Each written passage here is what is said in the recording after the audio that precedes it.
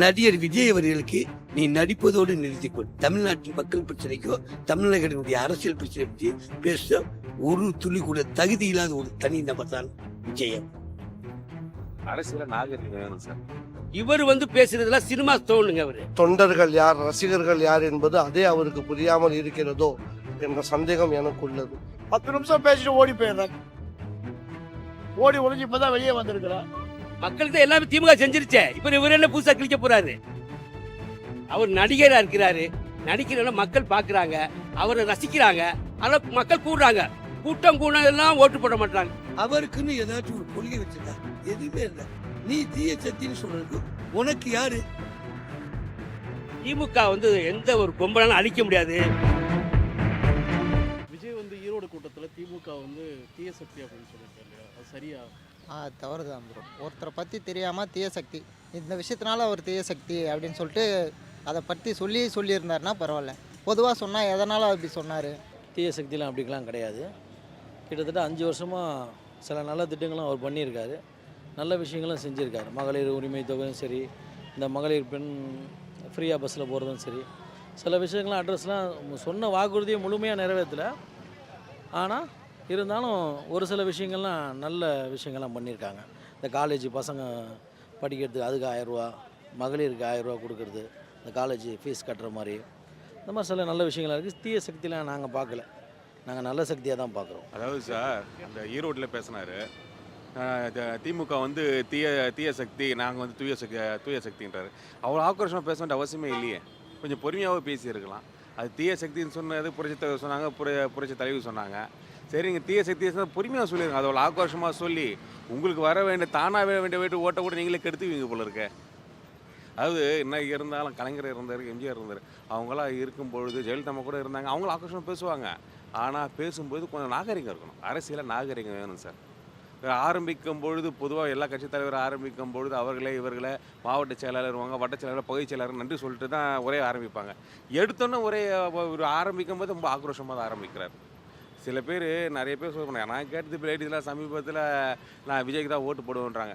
இது மாதிரி ஒரு வீணாக பேசிக்கிட்டு இருந்தாருன்னா ஓட்டு கூட விடாமல் போயிடும் சார். திமுக தீய சக்தி. இவங்க அப்பா சந்திரசேகர் எதுக்காக கலைஞரை கூப்பிட்டு மாலை போட்டு விஜயகாந்தோடு சேர்ந்து வெள்ளி கேடையெல்லாம் கொடுத்தாரு? சரி, இவர் மக்களுக்காக என்ன செஞ்சிருக்காரு இது வரையும்? இவர் 20 லட்ச ரூபா யாருக்கு கொடுத்தாரு? இவருக்கு கொலை செஞ்சார் 41 பேர், அவருக்கு தானே கொடுத்தாரு. வேறு யாருக்கு மக்களுக்கு கொடுக்கல. இவர் சொந்த காசை செலவு பண்ணியிருக்காரா? இல்லை. இவர் அரசியலில் செங்கோடையன்னு இப்போ ஒருத்தன் போயிருக்கிறான். என்ன, அதிமுகவில் புறக்கணிக்கப்பட்டவர், அவர் போய் சேர்ந்துருக்காரு, அவ்வளோதான். இவர் கூட யார் இருக்கா? மாம்பையா கும்பல், ஆதவர்ஜன், பாண்டிச்சேரி எம்எல்ஏ புஸ்லி ஆனந்த், இவங்க தான் இருக்கிறாங்க, வேறு யாரும் கிடையாது. இவர் எப்படி தீய சக்தி ஆகும்? மக்களை எப்படி இவர் மக்கள்கிட்ட இவர் ரீச் ஆவார்? நேரம் சினிமாவில் 50 வயசு ஆகிட்டா சினிமாவில் மேட்ரு ஓவருங்க. நல்லா தெரிஞ்சவங்க, 50 வயசு கடந்துட்டாலே சினிமாவில் மேட்ரு ஓவர் ஆக போகுது. அப்போ ஏதாவது பொழப்பு தேடணும். அரசியலுக்கு வந்திருக்கான் இந்த ஆள். திமுக தீய சக்தின்றது அவர் அது சொல்லியிருக்க வேண்டாம் தான் நினைக்கிறேன். ஏன்னா அவங்க ஃபஸ்ட்டு அவங்க தான் இதுவாக இருக்காங்கல்ல. ஸோ அவங்க ஆக்சுவலாக திமுக நிறைய பண்ணியிருக்காங்க. நம்ம சென்னையில் இருக்க பாதி பிரிட்ஜும் சரி, தமிழ்நாட்டில் எல்லா பிரிட்ஜும் சரி, கருணாநிதி கட்டினது தான். ஸோ அவர் என்ன பண்ண போகிறாருன்றது இன்னும் அவ்வளோவா சொல்லலைல்ல. ஸோ அதுதான் மெயின், அதுதான் அவர் சொல்லணும். அதுவும் இல்லாமல் ஈரோடில் என்ன பிரச்சனைன்றது அது அவ்வளோவா அட்ரஸ் பண்ணல நான் நினைக்கிறேன். விஜய் அவர் வருமான வரி இதெல்லாம் பாதித்து அவருக்கு இன்றைக்கி அரசியலுக்கு கூட்டிகிட்டு வந்தது யாருங்கிறது எல்லாருக்கும் தெரிஞ்சது தான். அதனால் இப்போ அவரோடு போய் சேர்ந்திருக்கிற ஒரு முன்னாள் ஒரு அரசியல் ஆளுமை, எம்ஜிஆர் காலத்தில் இருந்த ஒரு அரசியல் ஆளுமை, அவரும் அங்கே போய் சேர்ந்துருக்கிறது அதெல்லாம் ஒரு பக்கம் இருந்தாலும், விஜய் இன்றைக்கி ஒரு 50 ஆண்டு காலம் சுமார் நீதி கட்சியிலிருந்து அண்ணா போன்றவர்கள் எல்லாரும் நின்று இன்றைக்கி அவங்கள பார்த்து இவர் அந்த அமைப்புகளை பார்த்து இவர் சொல்கிறதுங்கிறது அது அவருடைய குழந்தைத்தனத்தை தான் காட்டுகிறது. அது அவருடைய ஏதோ திரைப்படத்தில் பேசுகிற வசனம் மாதிரி அது. அதனால் அது ஒன்றும் மக்கள் யாரும் பெருசாலாம் எடுத்துக்க மாட்டாங்க. முதல்ல அவருக்கு அரசியல் என்ன, தொண்டர்கள் யார், ரசிகர்கள் யார் என்பது அதே அவருக்கு புரியாமல் இருக்கிறதோ என்ற சந்தேகம் எனக்கு உள்ளது. இவ்வளோ பெரிய ஒரு கட்சியை தமிழ்நாட்டில் இத்தனை வருஷமாக இருந்து வரும் ஒரு கட்சியை வந்து பொது வழியில் இவ்வளோ விமர்சனம் பண்ணுறது வந்து ஏற்றுக்கொள்ளத்தக்கதல்ல. இந்த மாதிரி வார்த்தைகள் பயன்படுத்தியது என்னை பொறுத்தவரையும் அதுதான். எல்லா கட்சியும் இருக்குது, எல்லா கட்சியும் வந்து தரக்குறவாக பேசக்கூடாது. அவர் பேசுனதால வந்து தீய கட்சினா இப்போ வந்து ரெட்டலை கட்சிக்காரர் மேலே தப்பாக சொல்லக்கூடாது, சூரிய கட்சிக்காரர் மேலே தப்பு சொல்லக்கூடாது. அவங்க கட்சி வந்து அவங்கவுங்களுக்கு ஒஸ்தி, புரியுதுங்களா? அதுக்காக நம்ம வந்து இவர் மேலே தப்பு சொல்லக்கூடாது, அவங்க மேலே தப்பு சொல்லக்கூடாது. என் கணிப்பு அவ்வளோதான். திமுக ஒரு தீய சக்தி. தீய சக்தி என்று சொல்லக்கூடியவர்கள் ஏன் என்றால் அவர்கள் தீய சக்தியோடு தொடர்பு வைத்திருக்கிறார்கள். அந்த தீய சக்தியுடைய தொடர்பை மறைப்பதற்காக தமிழ்நாட்டில் திமுக ஒரு தீய சக்தி என்று சொல்கிறாங்க. இந்த விஜய் அவர்கள் போய் பீகாரோ ஒரிசாவோ மற்ற மத்திய பிரதேசம் உத்தரப்பிரதேசம் போய் பார்த்துட்டு வந்து இங்கே பேசு. அரசு பேருந்துகள் இயக்கப்படுகிறதா? நான் பீகாருக்கு போயிருக்கேன், பாட்னா போயிருக்கேன். அரசு பேருந்து எத்தனை இருக்குது? மிக ரொம்ப குறைவு. இல்லை மதுவிலக்கு பிரச்சனை இருக்குது. என்ன நீ மாநில ஒருவர் வந்து எடுத்தோன்னே பொறுப்பாக வந்து இதுவரையும் விஜய் இந்த கட்சி துவங்கிய பிறகு ஒரு ஊடகவியலாளர் சந்திப்பு, பத்திரிகையாளர் சந்திப்பு ஏதாச்சும் பேட்டி கொடுத்துருக்காங்களா? அவருக்குன்னு ஏதாச்சும் ஒரு கொள்கை வச்சுருக்கா? எதுவுமே இல்லை. நீ தீய சக்தின்னு சொல்கிறதுக்கு உனக்கு யார்? நீ யார்? ஒரு மக்களின் முதல்வர் நடத்தக்கூடிய ஆட்சியை தீய சக்தி என்றால் நீந்தான் தமிழ்நாட்டுக்கும் தமிழர்களுக்கும் தீய சக்தி விஜய் அவர்கள் தான். தீய சக்தின்னு சொல்கிறது பெரிய தவறான வார்த்தை. அது முதல்ல வந்து பார்த்திங்கன்னா நீதி கட்சி தொடங்கியிருக்கு. ஃபஸ்ட்டு நீதி கட்சி அடிமைகளாக இருந்தது அப்புறம் மீட்டெடுத்தது நீதி கட்சி. சேரில் உட்காரக்கூடாது, பெண்கள் உட்காரக்கூடாதுன்னு வச்சுருந்த ஒரு சட்டம் வச்சுருந்தாங்க. இப்படி ஒவ்வொரு இதில் அடிப்படையில் வச்சுருக்கும் போது அதை மீட்டெடுத்தது நீதி கட்சி. நீதி கட்சிக்கு பிறகு திராவிட கட்சி திமுக வருது. அப்போ என்ன பண்ணாங்க, மக்களுக்கு தேவையான சேவைகளை அப்போ அடிமைகள் இருக்கக்கூடியதை எவ்வளவுக்கு செய்யக்கூடிய வார்த்தைகளாக செய்யக்கூடிய அளவுக்கு பண்ணிக்கிட்டு இருந்தாங்க. அதே மாதிரி பார்த்திங்கன்னா கலைஞர் அண்ணா வந்து முதலமைச்சராகின பிறகு அவருடைய தேவை திட்டங்கள் இப்போ 2 முடிச்சிருக்காரு. இருமொழி கொள்கைன்னு கொண்டு வந்தார் அண்ணா. தமிழ்நாட்டில் இருமொழி கொள்கை தான், மற்ற இதுக்கு கிடையாதுன்னு சொல்லிட்டார். அது முதல் பாயிண்ட்டு. ரெண்டாவது பார்த்திங்கன்னா அண்ணா வந்து பார்த்திங்கன்னா இந்த சாதி மறுப்பு திருமணம், பெரியார் சொல்கிறார், சாதி மறுப்பு திருமணத்துக்கு 2 அங்கீகாரம். ஒன்று பார்த்திங்கன்னா தாலி இல்லைன்னா மாலை, 2 இருக்குது. அதில் ஐயா என்ன சொல்கிறாருன்னா தாலி மாலையும் தேவையில்லை, ஏதாவது ஒன்று தான்ன்றார். அன்ட்டு இல்லைன்னா 6 ஏதாவது ஒன்று பட சொல்கிறார் ஐயா. அந்த தத்துவத்தை கொண்டு வர்றாரு. அப்படி போடும்போது இப்படி முன்னேற்றத்தில் வரும்போது ஒவ்வொரு அடிப்படையிலையும் வந்து மேலே வரும்போது திமுகன்றது எவ்வளோ பெரிய கட்சியை உருவாக்கி பலத்தை உருவாக்கி அதுலேயும் பார்த்திங்கன்னா இன்றைக்கி இருக்கக்கூடிய முத்துவேல் கருணாநிதி ஸ்டாலின் உதவி இருக்கார் பாருங்க, அவர் என்ன பண்ணார், மிஷாவில் போய் ஒரு ஆண்டு காலம் உள்ளே இருக்கிறாரு.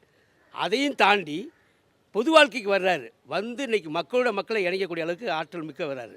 அப்படிப்பட்ட ஒரு தீய சக்தின்னு சொல்கிறதுக்கு அர்த்தமே கிடையாது. இப்போ அவர் வந்து ஒரு மாவட்டத்துக்கு போய் சொல்லியிருப்பார், ஒவ்வொரு மாவட்டத்துலேயும் போய் அதோடைய பிரச்சனைகளை அட்ரஸ் பண்ணி சொல்கிறார். அதில் உங்களுக்கு என்ன பிரச்சனை அப்படிங்கிற மாதிரி திமுக பற்றி கேட்டிருக்கிறார். இப்போது இது வரைக்கும் அவர் ஏதாவது மக்கள் சார்ந்த ஏதாவது விஷயங்களை பற்றி பேசியிருக்காரா? மக்கள் சார்ந்து எதுவும் பேசலை. அவர் அரசியல் வரணும், அவர் கட்சியை முன்னேற்றத்துக்கு கொண்டு வரணும், அதை பற்றி தான் பார்க்குறாரு தவிர மக்களை எப்படி முன்னேற்றணும் இதெல்லாம் பண்ணி கொடுக்குறேன் அப்படின்னு எதையுமே சொல்லலை. அவர் கட்சியில் வரணுன்றதை மட்டும்தான் அவர் பார்த்துட்ருக்காரு. எங்கள் ஊர் வந்து திருவாரூர் டெல்டா மாவட்டம் தான். எங்கள் ஊருக்கு வந்திருக்காரு. எத்தனையோ டைம் வந்து டிஎம்கே கட்சி திராவிட முன்னேற்ற கழகத்தில் தான் வந்து எங்களுக்காக கொரடாச்சேரி ஒன்றியம் பூண்டி கலைவாணன் ஸ்டாலின் இவங்க தான் வந்து எங்களுக்கு எல்லாம் செலவு பண்ணியிருக்காங்க தவிர விஜய் வந்து எங்களுக்கு ஒன்றும் பண்ணல. எங்களுக்கு வந்து 2 வேலி நிலம் இருக்குது. 2 வேலி நிலமும் தண்ணியில் முழுகிடுச்சு. அப்போ வந்து எங்களுக்கு நின்னது வந்து திமுக மட்டும்தான்.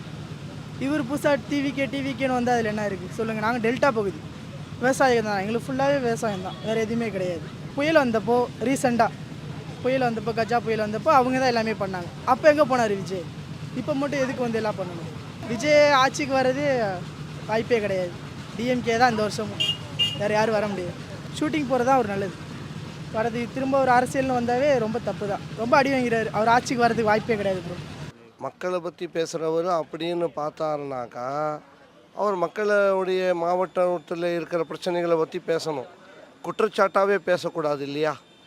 அதே வந்து அரசியல் அனுபவம் எற்றவர் அப்படிங்கிறதுக்கு வந்து இதெல்லாம் ஒரு முன்னுதாரணமாக இருக்குதா இல்லையா? மக்கள் தெளிவாக இருக்காங்க. மக்கள்கிட்ட எந்த ஒரு சலசலப்புலாம் ஒன்றும் கிடையாது. அழகாக இருக்காங்க. ஆட்சி நல்லா நடக்குது. நல்ல திட்டங்கள் உருவாக்குறாங்க. மாணவர்களுக்கு நல்ல இது கொடுக்குறாங்க. கல்வி நல்லா வந்திருக்கு. எஜுகேஷன் முக்கியங்க. தமிழ்நாட்டில் வந்து எஜுகேஷன் ரொம்ப டாப்பில் இருக்குது. எந்த மாநிலத்திலும் கிடையாதுங்க. எந்த மாநிலத்தை பார்த்தீங்கன்னா படிக்காமல் மாணவர்கள் நிறையா பேர் இருக்காங்க. வர்றாங்க, வடநாட்டிலேருந்து வர்றாங்க, இங்கே வர்றாங்க, சென்ட்ரல் சர்வீஸில் இறங்கி வர்றாங்க. வந்துட்டு ஒன்றுமே தெரியல. அவங்க பார்த்த எந்த மொழினா ஒரு ஹிந்தி மட்டும் தான் பேசலாம். இங்கிலீஷ் வரல, மற்ற மொழியும் கிடையாது. ஒன்று இந்தியை வச்சுட்டு ஊர் சுற்றி திட்டுறாங்க. அந்த மாதிரி வச்சு தான் ஒன்றும் பண்ண முடியாதுங்க. அதனால் கல்வியை கொடுக்கணும், அவங்களை டெவலப் பண்ணணும், அந்த மாநிலத்தை உருவாக்குற மாதிரி அவங்க பண்ணுற மாதிரி பண்ணணும். அது மாதிரி தமிழ்நாட்டில் சிறப்பாக கீழ்மட்டத்திலேருந்து மேல்மட்டம் வரையும் அருமையாக பண்ணுறாங்க. அதே மாதிரி சுகாதாரத்துறை இருக்குது பாருங்கள், மெடிக்கலு ரொம்ப டாப்பில் இருக்குது, நம்பர் 1 இருக்குது. தளபதியெலாம் வந்து பார்த்திங்கன்னா இன்றைக்கி அவர் ஒரு ஸ்கின்னஸ் சாதனை தான். அவர் பெரிய man of the power man. Muthuvel Karunanidhi Stalin வந்து man of the power man. அவ்வளோ டோட்டல் அவர் அவ்வளோ ஒரு ஆனால் இணக்கமாக இருக்கிறாரு. அசட்டிக்கலாமல், டென்ஷன் இல்லாமல், எந்த இது இல்லாமல் அழகாக ஆட்சி அமைக்கிறாரு. ஜிஎஸ்டிலாம் எடுத்து போயிட்டாங்க. அதை கூட கேட்காம எடுத்து போயிட்டு அவங்க திணற மாதிரி அவங்க பண்ணுறாங்க. இருந்தாலும் அதெல்லாம் பொருட்படுத்தாமல் நல்ல சிந்தனையோடு பொருளாதாரத்தினுடைய மேம்பாட்டு அந்த பவர் இந்த ஃபைனான்ஸ்லாம் அழகாக பண்ணி பக்குவமாக மக்களுக்கு எந்த ஒரு இடைஞ்சல் இல்லாமல் அழகாக பண்ணிக்கிட்டு இருக்கேன். இந்த விஜய் அவர்கள் மாநிலத்தில் எத்தனையோ பிரச்சனை இருக்குது. ஏழை மாணவர்களுக்குரிய கல்வித்துறை தர மறுக்கிறது. நீட் தேர்வால் பல உயிர்கள் இறந்திருக்கு. நதிநீர் பிரச்சனை இருக்குது, காவேரி பிரச்சனை இருக்குது. இவர் போடு ஈரோட்டில் போனால் சாயம், கழிவுநீர், கார்பரேட் கம்பெனிகளுடைய பிரச்சனைகள், ஈரோட்டுடைய தறி நெசவாளர்களுடைய பிரச்சனை எக்கச்சக்கம் இருக்குது. அந்த மாநில பிரச்சனை நீ ஈரோட்டில் பற்றி பேசணும்.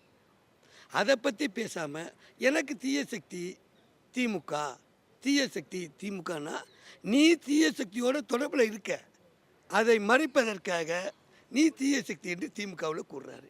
மற்றபடி அவர் தீய சக்தி சொல்கிறதுக்கு இன்றைக்கி இந்தியாவில் உள்ள அனைத்து மாநிலங்களையும் ஒரு எடுத்துக்காட்டாக தமிழ்நாடு விளங்குகிறது. இப்போ கரூரில் 48 பேர் இறந்தாங்களே, அவங்களுக்கு நல்லது என்ன செஞ்சீங்க?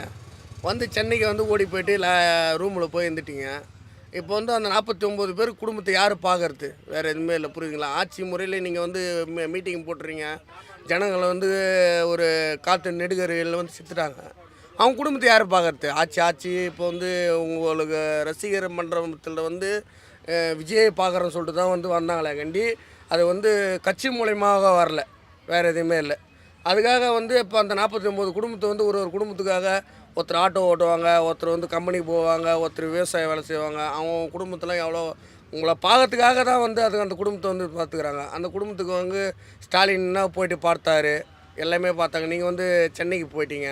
2 மாதமா 3 மாதம் தான் எலெக்ஷனு. இவர் யார் கூட கூட்டணி போக போகிறாரு, இல்லை யார் இவர் வேண்டாத கட்சின்னு சொல்கிறாரு? அதாவது வந்து அந்த திமுகவுக்காக கடுமையாக எதிர்க்கிறாரு, பிஜேபி அதிமுக எதிர்க்க மாட்டுறாரு. இப்போ சமீபத்தில் நேற்று நடந்த ஈரோடு நடந்துச்சுங்களா சார், அதில் வந்து நம்ம களத்தில் இல்லாதவங்களுக்கு பதில் சொல்ல வேண்டியதில்லைன்னு யார் களத்தில் இல்லைன்னு சொல்ல வராரு இவர். அப்படியாகப்பட்ட 72 கட்சி ஆரம்பித்து 77 ஆட்சியை பிடிச்ச எம்ஜிஆர் கட்சியை சொல்கிறாரா, இல்லை இவர் யாரை சொல்கிறார்? இவர் எந்த நினச்சி இதெல்லாம் சொல்கிறாரு? இவர் ஏதாவது வந்து இவருக்கு ஓட்டு வங்கி இருக்குன்னு இவராக நினச்சிக்கிறாரா? கரூரில் இறந்தவங்க வீட்டுக்கு கூட சொல்லியிருக்கலாம். அதை விட்டு எல்லோரும் பனையூருக்கு வாங்க, பனையூரில் நடத்துகிறாரு. எல்லாமே எங்கே நடந்தால் பனையூருக்கு வந்துடணுமா? ஏன் இவர் வெளியே போக மாட்டாரா? எந்த மாவட்டத்தில் என்ன பிரச்சனை சொல்லு இல்லை ஃபிங்கர் பிரிண்டில் சொல்லு, பேசு. 10 நிமிஷம் பேசிட்டு ஓடி போயிடுற. கரூர் இதுக்கு பின்னால் ஓடி ஒளிஞ்சு இப்போ தான் வெளியே வந்திருக்கிற. நீ என்ன மாவட்டத்தில் உனக்கு என்ன தெரியும், என்ன பண்ண போகிற? திருப்பரங்குன்றத்தை பற்றி அவர் பேசவே இல்லை. எப்படி பேசுவார் அவர்? என்ன திருப்பரங்குன்றத்தில் அவரை ஏட்டு செட்டு கூட தெரியாது அவருக்கு. அந்த சமணர்கள் தூணுங்கிறாங்க, தூணுங்கிறாங்க. அந்த தூணை பற்றி இவருக்கு என்ன தெரியும்? இவர் தமிழ்நாட்டை சேர்ந்தவரே கிடையாது. முதல்ல அப்பா அம்மா 2 பேருமே கேரளாக்காரங்க தானே. கேரளாவில் கிறிஸ்டின். இவர் தமிழ்நாட்டு ஆளை துடிக்கிறாரு, அவ்வளோதான் வேலை, அவ்வளோதான். மக்களுக்கு நல்லா புரியும். பல தேர்தலில் இவர் செய்வார், காட்டுவாங்க ஒரு. அது கலைஞருடைய பற்றின அந்த கொள்கையில் பார்த்தீங்கன்னா மாணவர்களுக்கு என்னென்ன செய்யணும் அப்படின்றதுக்குள்ள நிறையா கொண்டு வராரு. பார்த்தீங்கன்னா இருமொழி கொள்கையில் வந்து அண்ணா கொண்டு சொல்லுறாரு, கலைஞர் கொண்டு வர்றாரு, பல திட்டங்களாக கொண்டு வராங்க. ஏன்னா அதே பார்த்திங்கன்னா இவங்களுக்கு நம்ம மாற்றுத்திறனாளி இருக்கா பாருங்கள், அவங்களுக்கு என்னென்ன செய்யணும், என்னென்ன பேர்களாக வைக்கணும், எப்படி கொண்டு வரணும், தமிழகத்தை எப்படி ஆளக்கூடிய அளவுக்கு எப்படி கொண்டு வரணும், சிறப்பாக கொண்டு வரணும், மாநிலத்தை பெரிய அளவுக்கு ஒரு வளர்ச்சி பாதைக்கு கொண்டு வரதுக்கு கலைஞர் பாடுபட்டார். அப்படிப்பட்ட இதில் வந்து 75 அரசியல் பண்ணிட்டாங்க. இப்போ 75 வருஷம் ஆச்சு பவள விழா கொண்டு வந்துட்டாங்க. அப்போ இருக்கும்போது அந்த கட்சிக்கு எப்படி சார் வந்து தோய்வு இல்லாமல் இருக்கும்? எப்படி அது வந்து இருண்ட நாடாக இருக்க முடியும்? பெண்களுக்கு உரிமை இல்லைன்றாங்க, பெண்களுக்கு பார்த்தீங்கன்னா பாதுகாப்பு இல்லைன்றாங்க. இவர் வந்து பேசுகிறதுலாம் சினிமா தோணுங்க. இவர் அரசியலுக்கு வர்றது போகிறது அது அவங்களுடைய இஷ்டம், யார் வேணால் வரலாம் அரசியலுக்கு. அரசியலுக்கு வந்தால் மக்களுக்கு என்ன செய்ய போகிறோம், என்ன நடவடிக்கை பண்ண போகிறோம், என்ன செய்ய போகிறது சொல்லணும். மக்களுக்கு தான் எல்லாமே திமுக செஞ்சிருச்சே, இப்போ இவர் என்ன புதுசாக கிழிக்க போகிறாரு? அதில் ஒன்றும் கிடையாது. என்ன பார்த்தீங்கன்னா, அவர் நடிகராக இருக்கிறாரு, நடிக்கிறவங்க மக்கள் பார்க்குறாங்க, அவரை ரசிக்கிறாங்க. ஆனால் மக்கள் கூடுறாங்க, கூட்டம் கூடலாம் ஓட்டு போட மாட்டாங்க, போட்டு வந்துடாதுங்க. அதனால் வந்து பார்த்திங்கன்னா வானவில் பார்த்தீங்கன்னா பார்க்க அழகாக தான் இருக்கும். ஒரு மறைஞ்சு வந்துச்சுன்னா வானவிலே காணாமல் போயிடும். பார்க்க போகும்போது தெரியும்ல, என்ன எலெக்ஷன் டிக்ளேர் பண்ணல, ஒன்றும் பண்ணலை, அதெல்லாம் நடந்துக்கிட்டு இருக்குது. திருப்பரங்குன்ற ஒரு விஷயம் இருக்குது பாருங்கள், அதை அவர் ஏன் எடுக்கலை? ஏன் அவர் கையில் எடுக்கலை? அவர் ஏன் அதை சித்தாந்தம் எடுத்துக்கல? அவரில் ஒன்றும் மாணவர்கள் இது பண்ணாங்களே, படுகொலை பண்ணாங்களே, அதை அவர் எடுத்துக்கல. இவ்வளோ பிரச்சனை இருக்குல்ல சார், அதுக்கெல்லாம் முன்னேற மாட்டார். ஆனால் அவருடைய கட்சியை வந்து யாரோ பின்னாடி இருந்து இயக்கிக்கிட்டு இருக்காங்க, அது இப்போ தெரியாது. நாள் வர வர வர வர வர கண்ணாடி வெளிச்சத்துக்கு வந்துடும், பூனைக்குட்டி வெளியே வந்துடும், கண்ணாடி மலையும் நொறுங்கிடும். ஆனால் இப்போ வந்து அமைதியாக போகிற மாதிரி இருக்குது. திமுக வந்து எந்த ஒரு கொம்பனாலும் அழிக்க முடியாது. அது வந்து பாரம்பரிய ஒரு இயக்கம், அது வந்து ஆலம்பரம் மூளை, எந்த ஒரு கொம்பனாலும் அழிக்க முடியாது, யாரும் தொட முடியாது. இந்த இயக்கத்தை எந்த கொம்பனாலும் திராவிட மாடல் ஆட்சி பண்ண முடியாது. மீண்டும் திமுக ஆட்சி மீண்டும் 2020 மலரும். இது மாதிரி இதே நடந்ததுன்னா ஒரு எலெக்ஷனில் என்ன டெபாசிட் வாங்குற கூட கஷ்டம் தான் சார். அப்புறம் ஒரு காலத்தில் சொன்னாங்க 33%, 34%. இப்போ எங்கே போய் அது முடிய போகுதுன்னு தெரியல சார் எங்களுக்கு. ஒவ்வொரு மாவட்டத்திலும் எல்லா பிரச்சனையும் இருக்குது. அந்த மாநிலத்துக்கு சேர்ந்து நீ ஏதாவது இதுவரை குரல் கொடுத்துருக்கியா? இதை பற்றி ஒரு அறிக்கை நீ நேரடியாக பேசாமல் தான் பத்திரிக்கை செய்தி நீ கொடுத்துருக்கியா? முதல் தமிழ்நாட்டில் எத்தனை மாவட்டம் இருக்குன்னு அவர் கேளுங்க, தெரியாது. யாரோ ஒருவர் எழுதி கொடுக்கிறார், அந்த செய்தியை அவர் படிக்கிறார். இது எப்படி என்றால் ஒரு ஆர்எஸ்எஸ் உடைய இதுவும் ஒரு வேலை திட்டம். விஜய 100க்கு 100% இயக்குவது ஆர்எஸ்எஸ். ஊழல் பற்றி பேச உனக்கு என்ன தகுதி இருக்குது? நீ உன் காருக்கு நீ ஒழுங்காக வரி கட்டினியா? நீ சிந்திப்பா இல்லை? கட்டின மனைவியோட ஒழுங்காக குடும்பம் நடத்தினியா? அதுவே இல்லை. நீ தமிழ்நாடு மக்கள் பிரச்சனை பற்றி பேச நடிகர் விஜய் அவர்களுக்கு நீ நடிப்பதோடு நிறுத்திக்கொள். தமிழ்நாட்டின் மக்கள் பிரச்சனைக்கோ தமிழர்களுடைய அரசியல் பிரச்சனை பற்றி பேச ஒரு துளி கூட தகுதி இல்லாத ஒரு தனி நபர் தான் விஜய் அவர்கள்.